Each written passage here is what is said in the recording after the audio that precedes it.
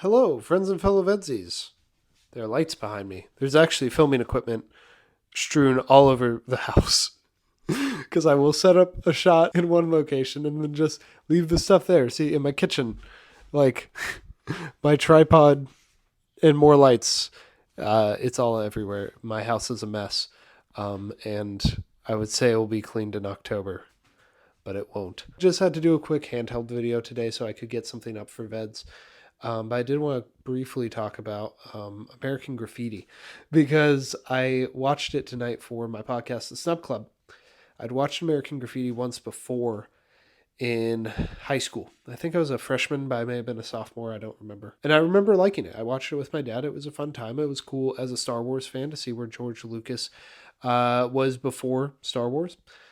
And then I watched it tonight and I realized how much I'd actually taken from that movie. There are at least 3 projects in school that I wrote that are just my take on American Graffiti. One of them was my senior thesis, except instead of just people wandering around during the day or during night, it is a vampire. So he's wandering around during the day, having an existential crisis where the characters in American Graffiti are wandering around at night, having an existential crisis. When I graduated high school, I also kind of was unknown to me at the time, but I had kind of internalized a lot of the characters from American Graffiti, and I was trying to not emulate them. Like, American Graffiti was a cautionary tale about these characters, and I was trying to take on a healthier, more mature viewpoint.